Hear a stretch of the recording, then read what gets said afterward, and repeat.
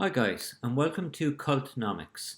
My name is Paul Hanley, and today I'm going to be chatting to you about short-run cost curves. Okay guys, today we're going to look at the short-run average cost curves of a firm.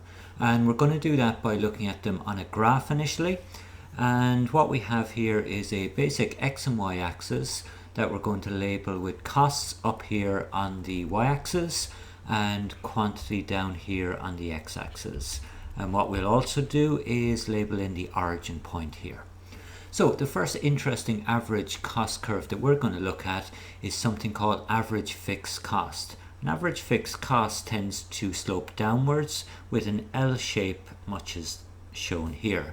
So that's an average fixed cost curve.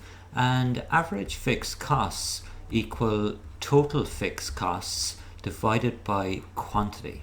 So what that means in terms of a firm is, if a firm starts off with a relatively high cost level at, let's say, €1,000 in terms of the rental for its office building, well, it can spread out these costs if it produces more output.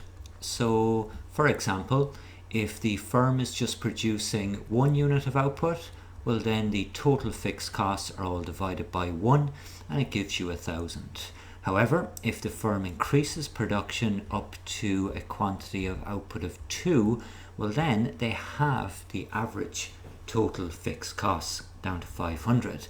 If they increase output yet further again, it becomes 1,000 over 3 and their average fixed costs drop down to 333. So this is called the spreading out of fixed costs as a firm produces more.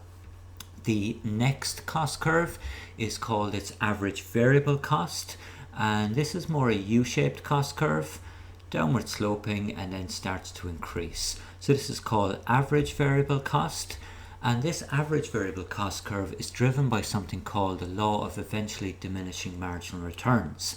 What this means is, as the firm starts out producing initially, in the short run, its productivity increases and its average variable costs fall. But after some minimum point here, its average variable costs start to increase again. And what happens here is, as increasing amounts of a variable factor are used in conjunction with a certain amount of a fixed factor, the output per unit falls of the variable factor. In English, this means that the average variable costs start to rise again.